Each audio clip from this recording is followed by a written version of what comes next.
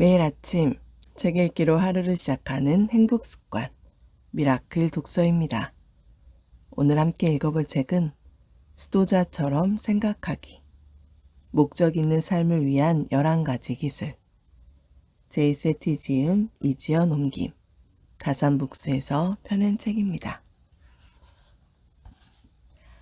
작가 소개.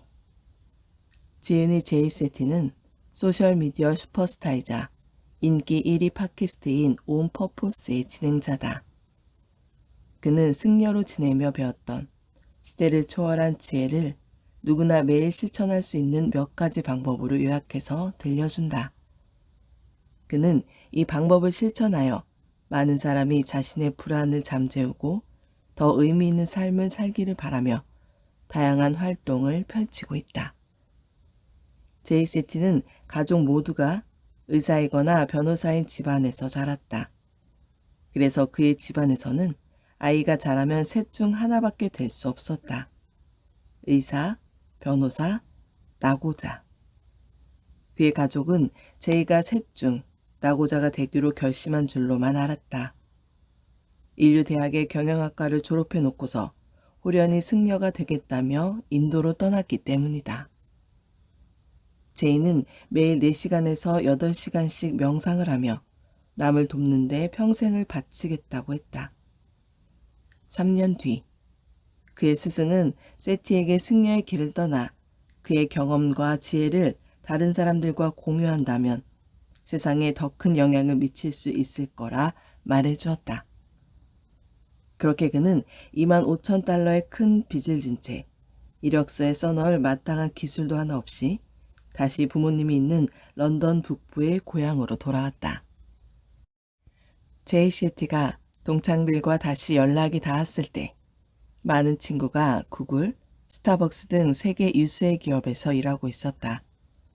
그런데 그 친구들은 의외로 어마어마한 스트레스와 압박감, 불행에 시달리고 있었다. 친구들은 세티에게 건강과 행복, 인생의 목적, 마음 챙김에 관한 코치를 부탁했다. 이후 그는 전 세계에서 가장 인기 있는 사상적 리더 중 한 명이 되었다.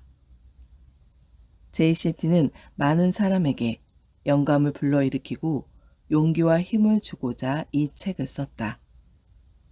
이 책은 고대의 지혜와 현대의 과학적 지식은 물론 저자가 아슈람, 인도의 전통적인 수도원에서 쌓은 풍부한 경험을 토대로 부정적 생각과 습관을 극복하고 내면에 지니고 있는 평온과 존재의 목적에 닿을 방법을 알려준다. 누구나 스스로 자신의 잠재력과 힘을 발견할 수 있는 길을 보여주는 셈이다. 저자는 추상적인 지혜와 교훈을 누구나 활용할 수 있는 지침과 훈련으로 바꿔놓는데 탁월한 재능을 보여준다. 이 책에 나오는 여러 훈련 방법을 따른다면 누구나 스트레스를 줄이고 인간관계를 개선하며 내면에서 찾은 재능을 세상에 펼칠 수 있을 것이다. 책을 읽고 나면 당신을 포함한 누구나 수도자처럼 생각할 수 있고 또 그래야만 한다는 작가의 통찰에 크게 공감하지 않을 수 없을 것이다. 들어가는 말. 런던 카스 경영대학원 1학년에 재학하던 18살 때의 일이다. 친구가 어느 스님의 강연에 가자고 했다. 나는 싫다고 했다. 누군지도 모르는 스님 얘기를 왜 들어야 해? CEO나 유명인처럼 성공한 사람들의 교내 강연에는 자주 갔지만 스님은 정말 관심 밖이었다. 나는 인생에서 실제로 뭔가를 이룬 사람들의 얘기를 듣고 싶었다. 친구가 하도 고집을 피우기에 결국 이렇게 말했다. 끝나고 술 마시러 갈 거면 갈게. 사랑에 빠진다는 말은 연애할 때가 아니면 거의 쓰지 않는 표현이다. 하지만 나는 그날 스님의 경험담을 들으며 사랑에 빠졌다. 연단에 오른 인물은 30대쯤으로 보이는 인도 남자였다. 그는 머리를 파르라니 깎고 짙은 황색 버복을 입고 있었다. 총명하고 능변에 카리스마가 있었다.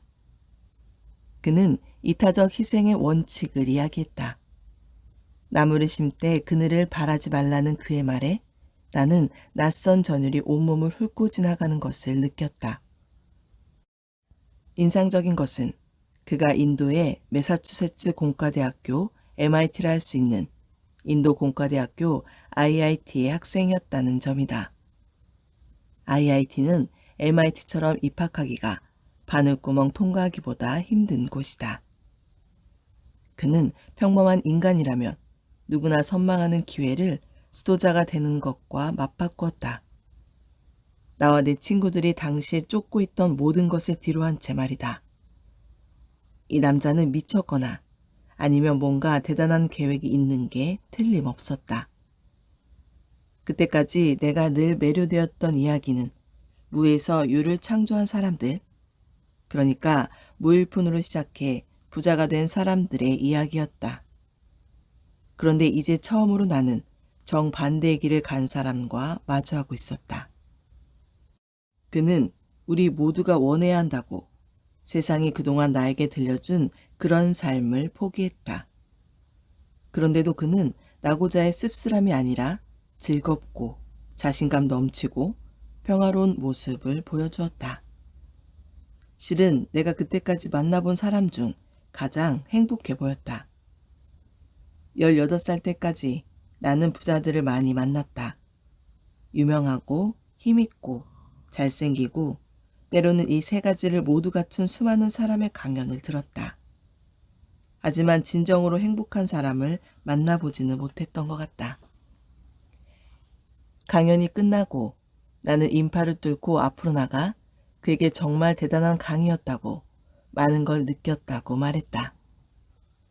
스님과 더 많은 시간을 함께 보내고 싶은데요. 어떻게 하면 될까요? 어느 틈에 나는 그렇게 묻고 있었다.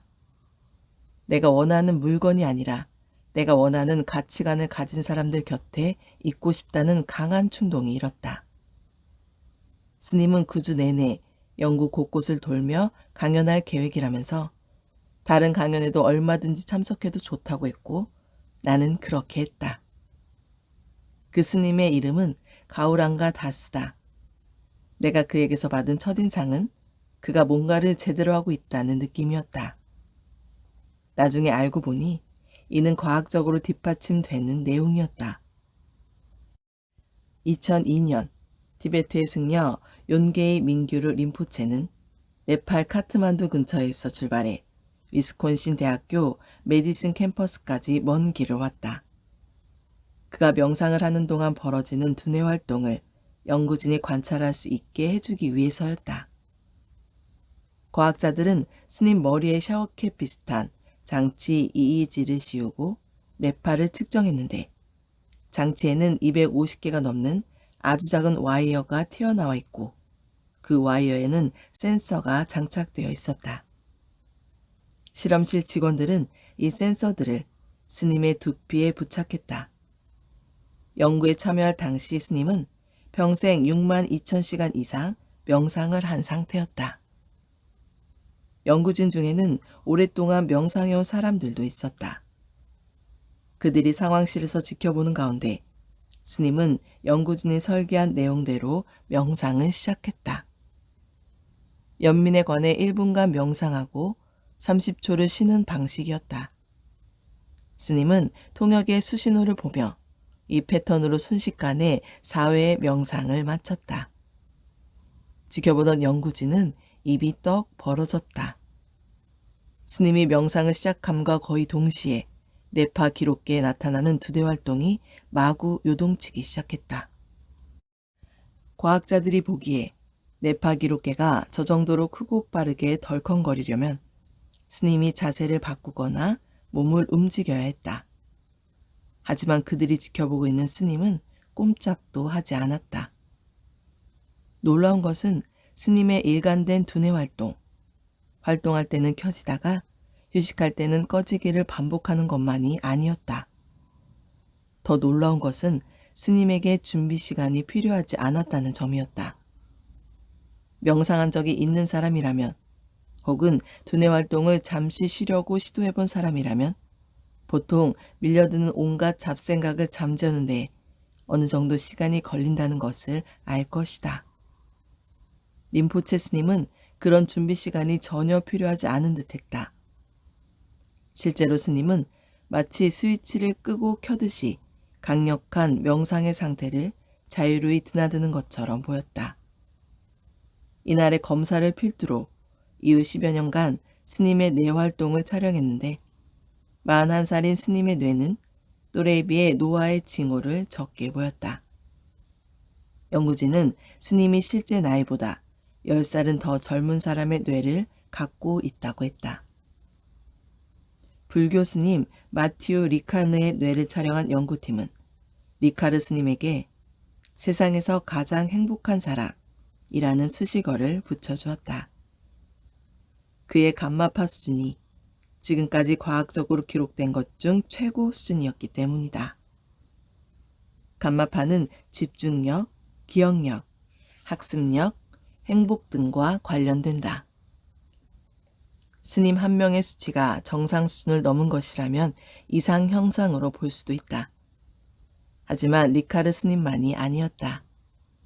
스님 21명의 명상 수행 중에 뇌 활동을 촬영한 결과 명상하지 않은 사람들보다 높은 수준의 감마파가 오랫동안, 심지어 수면 중에도 지속되었다. 우리는 왜 수도자처럼 생각해야 할까? 농구장을 지배하고 싶다면 마이클 조던에게 물어보는 게 현명하다. 기업 혁신 전략을 배우고 싶다면 일론 머스크를 파고드는 게 좋다. 멋진 공연을 보여주고 싶다면 비욘세를 연구하는 게 좋다. 그렇다면 평화, 안정, 목적을 찾기 위해 마음을 수련하고 싶다면 전문가는 바로 수도자들이다. 그레이트 플리스를 공동 설립한 베네딕트 회 수사 다비드 슈타인 들라스트는 이렇게 말했다. 전문가가 아니어도 끊임없이 현재를 살려고 의식적으로 노력하는 사람은 모두가 수도자다. 수도자들은 유혹을 참고 비난을 삼가고 고통과 불안을 견디며 자존심을 잠재우고 목적과 의미가 넘치는 삶을 꾸릴 수 있다. 지구상에서 가장 침착하고 행복하고 목적을 의식하며 사는 사람들을 우리가 배우지 않을 이유가 있을까? 평온하고 느긋한 상태를 유지하는 것이 수도자들에게는 쉬운 일이라고 생각할지도 모른다. 조용한 곳에 숨어 지내니 직장 문제, 연애 문제가 생길 리 없고 출퇴근 시간에 교통지옥도 겪지 않는다고 말이다. 현대사회에서 수도자처럼 생각하는 게 무슨 도움이 될까? 라고 의구심을 품을 수도 있다. 먼저 수도자는 날 때부터 수도자가 아니다. 많은 수도자가 속세의 다양한 배경에서 출발해 완전히 새로운 사람이 되기로 선택한 사람들이다. 세상에서 가장 행복한 사람, 마티우 리카르는 승려가 되기 전 생물학자였다. 명상 앱으로 유명한 헤드스페이스를 공동 설립한 앤디 퍼디컴은 서커스 교육을 받았다. 내가 아는 승려 중에는 금융계 종사자였거나 록밴드 멤버였던 이도 있다. 그들은 여러분과 똑같은 학교에 다니며 똑같은 도시, 똑같은 동네에 살았다. 집에 촛불을 켜두고 맨발로 돌아다니며 산꼭대기에서 나무 자세를 취하고 있는 사진을 걸어두어야만 하는 것은 아니다. 수도자가 된다는 것은 누구나 받아들일 수 있는 하나의 마음 자세다. 오늘날 승려 대부분이 그렇듯이 나도 아슈람에서 자라지 않았다. 나는 아동기 대부분을 승려답지 않은 일을 하며 보냈다. 내가 자란 곳은 런던 북부다. 부모님, 여동생과 함께 살았고 14살까지는 순종적인 아이였다.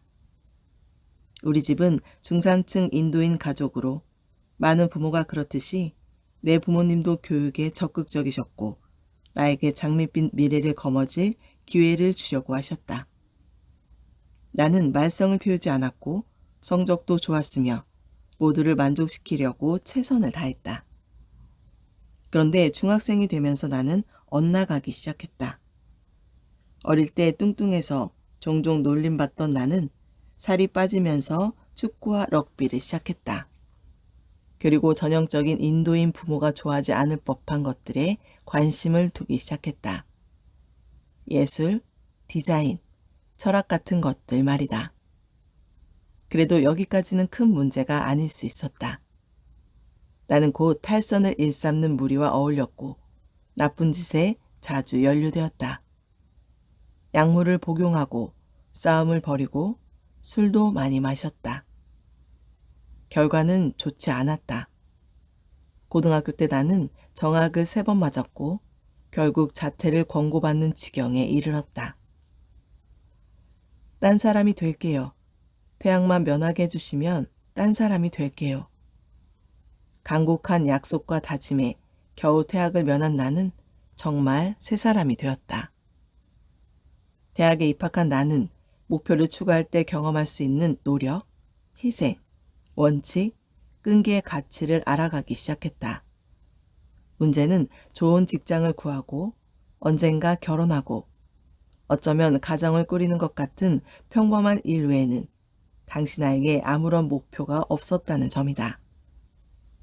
나는 뭔가 더 심오한 것이 있지 않을까 의구심을 가졌지만 그게 뭔지 도무지 알 수 없었다.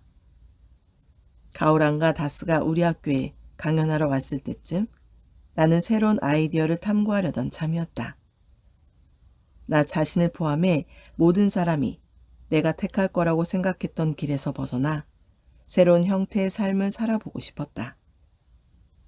나는 한 명의 인간으로서 성장하고 싶었다.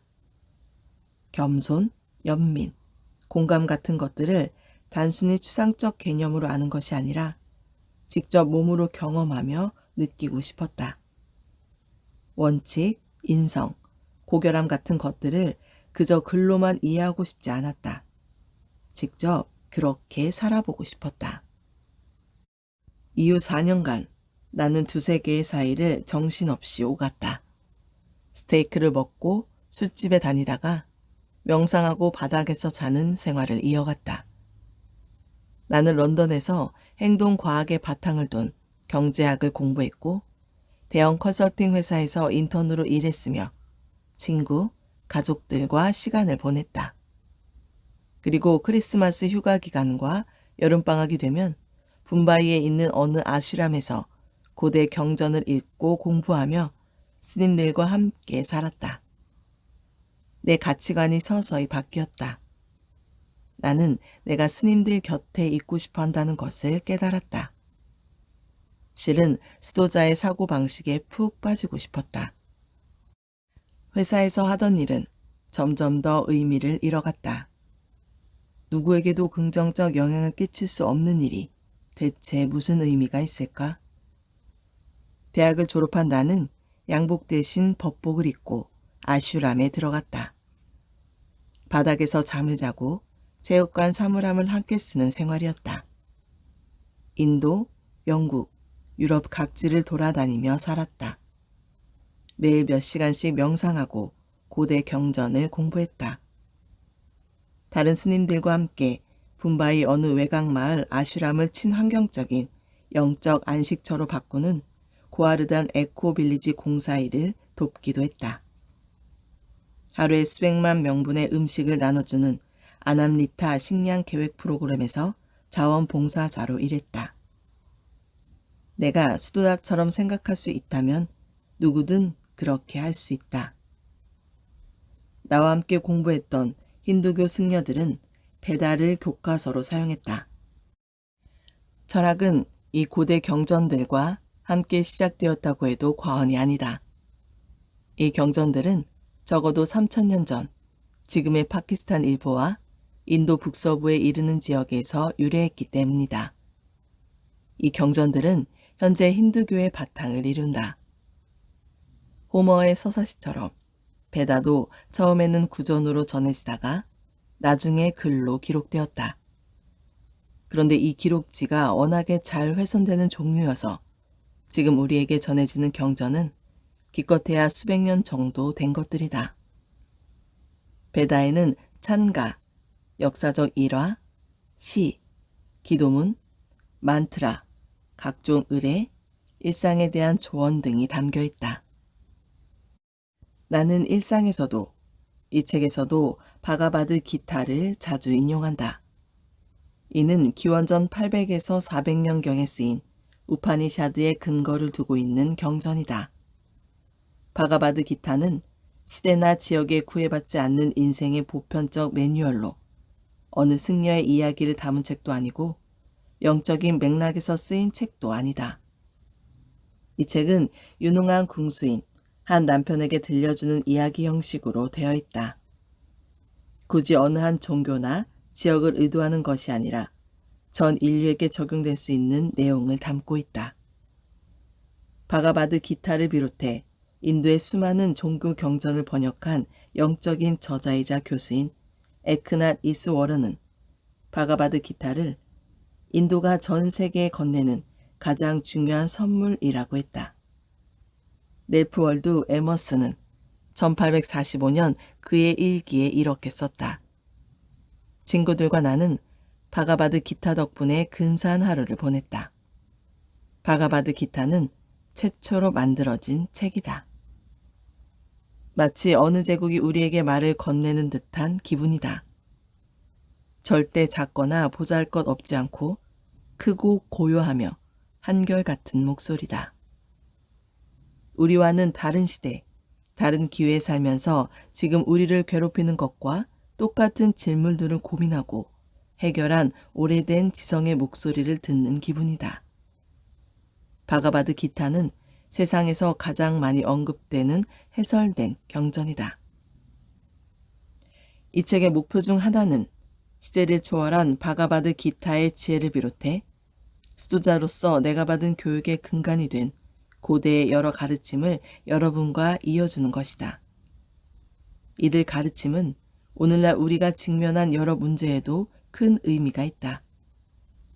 수도자의 철학을 공부하면서 나에게 가장 충격적이었던 것은 지난 3000년간 인류가 거의 변하지 않았다는 사실이었다. 물론 우리는 키도 더 커지고 평균 수명도 늘어났지만 용서나 에너지, 의도, 목적 있는 삶 등에 관한 수도자의 가르침이 오늘날에도 여러 경전이 집필되었던 때와 다름없이 깊은 울림을 준다는 사실은 놀랍고도 인상적이었다. 더 인상 깊은 점은 이 책 곳곳에서 보게 되겠지만 수도자의 지혜가 많은 부분 과학적으로도 뒷받침된다는 사실이다. 수천 년간 수도자들은 명상이나 마음 챙김이 우리에게 도움이 되고 감사하는 마음이 우리 자신에게 이로우며 봉사를 통해 행복해질 수 있다고 믿었다. 수도자들은 현대과학이 보여주거나 증명하기 훨씬 전부터 이런 생각을 실천하는 방법을 개발했다. 알베르트 아인슈타인은 이렇게 말했다. 무언가를 쉽게 설명할 수 없다면 충분히 이해하지 못한 것이다. 나는 내가 배우고 있던 가르침들이 요즘 세상에도 얼마나 큰 의미가 있는지를 확인하면서 타인과 공유할 수 있을 만큼 가르침 속으로 더 깊이 빠져들고 싶었다. 붐바이에서 지낸 지 3년이 지났을 때 나의 스승 가우랑가 다스는 내가 아슈람을 떠나 그동안 배운 것을 세상과 공유한다면 더 큰 가치가 있고 더 훌륭한 봉사가 될 것이라고 했다. 승려로 지낸 3년은 내게 인생 학교와 같았다. 승려가 되는 것도 어려웠지만 떠나는 것은 더 어려웠다. 하지만 이 지혜를 이슈람 밖의 삶에 적용하는 것이 내게는 최종 관문처럼 느껴졌다. 매일 나는 수도자의 마음가짐이 옳다는 사실을 발견한다. 고대의 지혜는 오늘날에도 충격적일 만큼 중요한 의미가 있다. 그래서 내가 그 내용을 열심히 전파하는 것이다. 요즘도 나는 스스로 승려라고 생각하지만 보통은 전직 승려라고 말한다. 승려는 혼인할 수 없는데 나는 결혼했기 때문이다. 지금 나는 로스앤젤레스에 산다. 흔히 이곳이 물질주의, 허례허식, 판타지, 기타 온갖 미심쩍은 것들의 전 세계의 수도라고 말한다. 하지만 이미 깨우침을 얻은 사람들이 사는 곳에서 계속 살아야 할 이유가 있을까? 나는 내가 배우고 직접 살아봤던 삶에서 가져온 교훈들을 세상에 그리고 이 책에 공유하려고 한다. 이 책은 그 어느 종파에도 속하지 않는다. 여러분을 몰래 어느 종교로 개종시키려는 계략이 있는 것도 아니다. 정말이다. 내가 약속할 수 있는 것은 여기에 제시하는 내용을 여러분이 받아들이고 실천한다면 삶의 진정한 의미, 열정, 목적을 발견하리라는 점이다. 지금까지 이렇게 많은 사람이 이토록 크게 불만족한 적은 없었다. 너무나 많은 사람이 행복을 쫓는데 정신이 팔려있다. 문화와 미디어는 성공과 업적의 모범 사례들을 보여주면서 이런 사람이 되어야 한다고, 이런 일을 해야 한다고 온갖 이미지와 개념을 우리에게 주입한다. 그러나 명예, 돈, 매력, 섹스, 그 어느 것도 우리를 끝내 만족시킬 수 없다. 오히려 우리는 점점 더 많이 바랄 것이다. 이는 좌절, 환멸, 불만족, 불행, 탈진으로 이어지는 악순환의 고리로 이어진다. 나는 흔히 원숭이 같은 마음이라고 부르는 것과 수도자의 마음을 자주 대비시킨다. 마음은 우리를 더 높은 곳으로 보낼 수도 있고 끌어내릴 수도 있다. 요즘 사람들이 다들 과도하게 많은 생각을 하고 오늘 할 일을 내일로 미루고 불안을 느끼며 고생하는 것은 원숭이 같은 마음을 그대로 내버려둔 결과다. 원숭이 같은 마음은 이 생각 저 생각, 이 문제 저 문제 계속 옮겨다니기만 하고 아무것도 해결하지 못한다. 내가 원하는 게 무엇인지 그 뿌리를 파고들어 내가 성장할 수 있는 실천 가능한 대책을 세운다면 우리도 수도자의 마음을 지닐 수 있다. 수도자의 마음은 우리를 혼돈과 잡념에서 구하고 명료성, 의미, 방향성을 찾을 수 있게 도와준다. 수도자처럼 생각하기를 수행하면 인생을 다른 방식으로 바라보고 접근할 수 있다. 기존 체제에 도전하고 초연해지고 재발견하고 목적을 갖고 초점을 맞추고 절도 있게 살고 봉사할 수 있게 한다. 수도자처럼 생각하기의 목표는 자존심, 질투, 욕정, 불안, 분노, 원망, 응어리에서 자유로운 삶이다. 수도자의 마음가짐을 장착하는 것은 가능할 뿐만 아니라 필요한 일이다. 우리에게는 다른 선택이 없다. 우리는 차분함과 고요함, 마음의 평화를 찾아야 한다. 승려학교에 처음 갔던 날을 생생히 기억한다. 방금 머리를 밀었으나 아직 법복을 잊지 않은 나는 여전히 런던에 있던 나와 똑같아 보였다. 10살이 안 되어 보이는 어린 승려가 5살짜리들을 가르치고 있는 게 보였다. 어린 승려는 대단한 아우라를 가지고 있었다. 마치 어른과 같은 침착함과 자신감이 있었다. 뭘 하고 계십니까? 내가 물었다. 아이들에게 첫 수업을 진행했습니다. 라고 대답한 어린 승려는 나에게 물었다. 스님께서는 첫날 무엇을 배우셨습니까? 문자와 숫자를 배우기 시작했습니다. 저들은 무엇을 배웠습니까? 가장 먼저 가르치는 것은 호흡법입니다. 왜지요? 내가 물었다. 태어나는 순간부터 죽는 순간까지 우리와 함께하는 것은 내 호흡뿐이기 때문입니다. 친구도, 가족도, 고향도 모두 바뀔 수 있죠. 나를 떠나지 않는 유일한 것은 나의 호흡입니다. 10살밖에 되지 않는 승려는 이렇게 덧붙였다. 스트레스를 받으면 뭐가 바뀌나요? 호흡이 바뀝니다. 화가 나면 뭐가 바뀌나요? 호흡이 바뀝니다. 우리는 모든 감정을 호흡의 변화로 경험합니다. 호흡을 읽고 다스리는 법을 배우면 인생의 그 어떤 상황도 헤쳐나갈 수 있습니다. 나는 벌써 가장 중요한 교훈을 배우고 있었다. 나무의 이파리 혹은 문제가 되는 증상이 아니라 사물의 뿌리에 초점을 맞추어라. 나는 누구라도, 심지어 5살짜리나 10살짜리라도 수도자가 될 수 있다는 사실을 직접 보고 배우고 있었다. 태어날 때 우리가 가장 먼저 해야 하는 일은 호흡이다. 그러나 삶이 복잡해지면서 가만히 앉아 호흡하는 것조차 너무나 힘든 일이 되었다. 내가 이 책을 쓴 것은 여러분에게 수도자들이 사용하는 방식을 보여주고 싶어서다. 우리는 사물의 뿌리를 찾고 저 깊숙한 곳까지 나 자신을 점검한다. 그러려면 호기심, 사색, 노력, 깨달음을 통해 마음의 평화, 차분함, 목적에 이르러야 한다.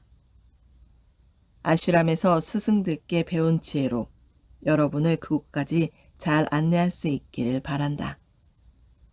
이 책에서 나는 수도자의 마음가짐을 받아들이는 3단계를 차근차근 설명할 것이다. 첫째, 우리는 놓아줄 것이다. 우리를 붙들고 있는 외부의 영향력, 내적 장애물, 여러 두려움을 벗어 던질 것이다. 이 단계를 성장할 수 있는 공간을 마련하는 청소 단계라고 생각해도 좋다. 둘째, 우리는 성장할 것이다. 여러분이 의도와 목적을 가지고 자신 있게 의사결정을 내릴 수 있도록 삶을 재편할 것이다. 마지막으로 우리는 베풀 것이다. 나 자신을 넘어 세상을 바라보고 감사하는 마음을 나누고 확장하며 더 깊은 인간관계를 맺을 것이다. 내가 가진 재능과 사랑을 타인과 나누고 봉사가 주는 진정한 기쁨과 놀라운 이점을 발견할 것이다. 그 과정에서 나는 아주 다른 3가지 유형의 명상법을 소개할 것이다. 바로 호흡법, 떠올려 보기, 만트라다.